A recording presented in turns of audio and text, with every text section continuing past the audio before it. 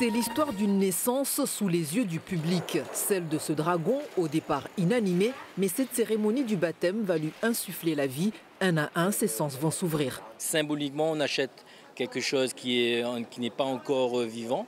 Et une fois qu'on a baptisé, qu'on va mettre certains points et certaines prières sur les points vitaux, à ce moment-là, on aura l'animal qui sera attribué de sa fonction symbolique.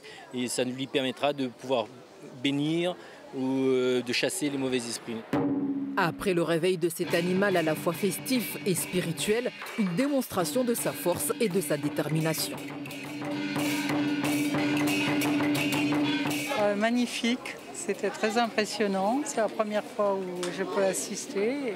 Je viens de la métropole et c'est vrai que je ne connaissais pas du tout ces rites et très intéressant. C'est une manière pour nous de respecter et eux-mêmes vont nous respecter. Donc quand on va le pratiquer, c'est une manière aussi pour dire voilà, on va pouvoir bien pratiquer et apporter en même temps le bonheur dans chaque famille.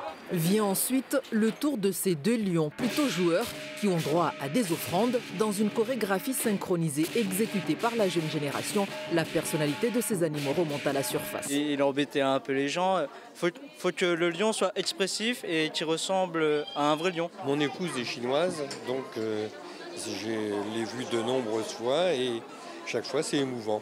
On voit que les enfants adhèrent aux traditions, sont capables de mélanger deux cultures, d'en tirer profit et de voir les aspects positifs qu'il y a dans chaque culture.